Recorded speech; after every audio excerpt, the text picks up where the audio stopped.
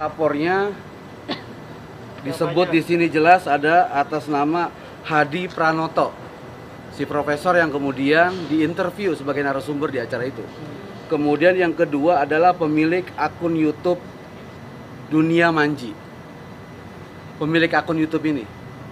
Nah, kalau kemudian hasil penyelidikan ternyata misalnya Anji kemudian dianggap terlibat, itu memungkinkan karena ada tindak pidana yang namanya turut serta, tahu ya, pasal 55. Dia menyebarkan berita bohong karena dia diundang dalam acara, nanti itu proses penyidikan yang kemudian akan menentukan.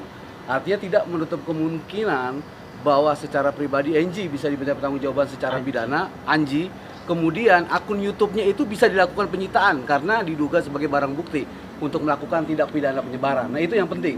Pak, dilaporkannya kenapa, Pak? Iya, dilaporkannya pertama kan ada dugaan masalah berita bohong kan yang disampaikan oleh si narsum ini, interview si profesor ini. Nah, kemudian disebarkan. Penyebaran itu dilarang menurut Undang-Undang ITE. Itu ada di pasal 28. Makanya kita laporkan ada pasal 14, 15. Ini ancaman pidananya ini 10 tahun loh. Ini nggak main-main. Bisa langsung ditahan pelakunya, bisa langsung ditangkap.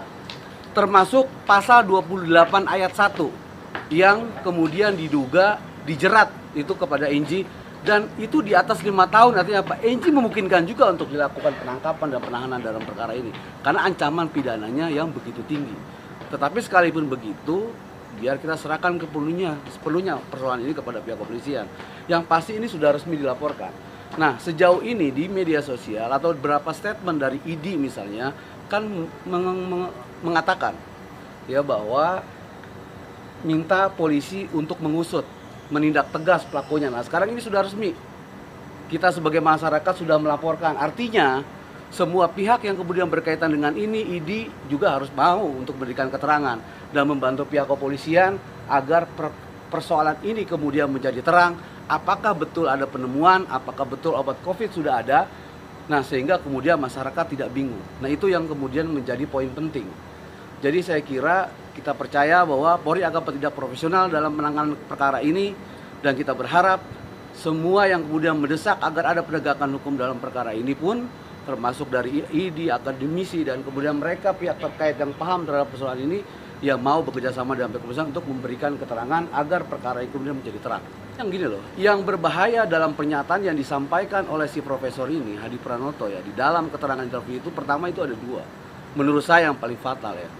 Pertama adalah soal sebutan bahwa dia punya satu sistem yang namanya digital technology yang tadi kita katakan. Digital technology itu kata dia rapid test dan swab itu nggak perlu gitu loh.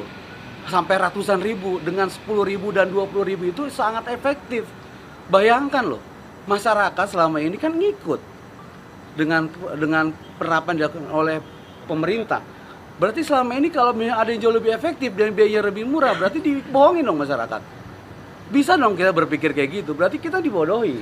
Dan ini kan berbahaya. Makanya kenapa kemudian ID mendesak agar ada proses penegakan hukum terhadap ini.